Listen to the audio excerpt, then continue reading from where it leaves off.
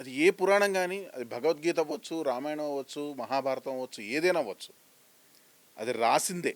అవును. రాసిన వాళ్ళు చూసారా, కల్పితం ఊహించుకున్నారా అనేది పక్కన పెడతాం కాసేపు. బట్ రాసిందే. రాసింది ఏదైనా ఒక కావ్యం అనుకోవచ్చు, కథ అనుకోవచ్చు. అవునా కదా సార్? అంతే. సో నా స్ట్రైట్ పాయింట్ ఏంటంటే, రాసింది అంటాం కన్నా కంపోజ్ చేసింది అంటాం కరెక్ట్. ఏదైనా సరే, what ever it may be, they put in to the letter ఫార్మాట్లో పెట్టున్నారు కాబట్టి. కాదండి, అక్కడ కంపోజ్ చేయటం అనే పదానికి రాసింది అనే పదానికి చాలా కొద్ది తేడా ఉంది. ఎలా? మనకి భాష ఎప్పుడు ఫామ్ అయింది, స్క్రిప్ట్ ఎప్పుడు ఫామ్ అయింది అనేది రెండు వేరే వేరే అంశాలు. స్క్రిప్ట్ ఫామ్ అవడానికన్నా ముందే ఎన్నో సంవత్సరాల క్రిందటే భాష ఉంది. స్క్రిప్ట్ ఫామ్ అవడానికన్నా ముందే ఎన్నో సంవత్సరాల క్రిందటే మనకి పొయిట్రీ ఉంది, సాహిత్యం ఉంది, సంగీతం ఉంది, వగేరా ఉన్నాయి.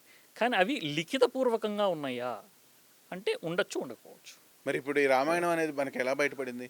అదే దానికే వస్తున్నాను.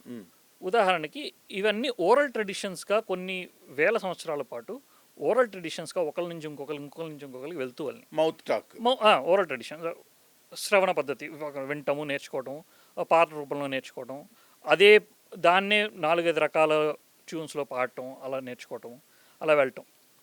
ఉదాహరణ మన హరికథ అంటాం, అదే హరికథ మొదలైంది కూడా లవకుశల దగ్గర నుంచే మొదలైంది. సో ఆ పద్యం రూపంలో, గానం రూపంలో జనంలోకి వెళ్తూ వెళ్ళింది. అక్కడి నుంచి ఒక జనరేషన్ నుంచి ఇంకో జనరేషన్కి మారుతూ ట్రాన్స్ఫర్ అవుతూ వెళ్తూ ఉంది.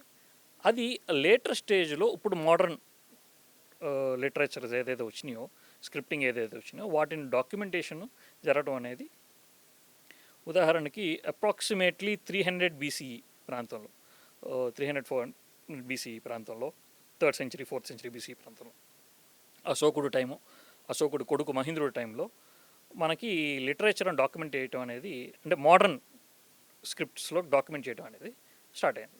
ఈ మోడర్న్ స్క్రిప్ట్స్లో డాక్యుమెంట్ చేయడం అంటే మోడర్న్ స్క్రిప్ట్స్ యొక్క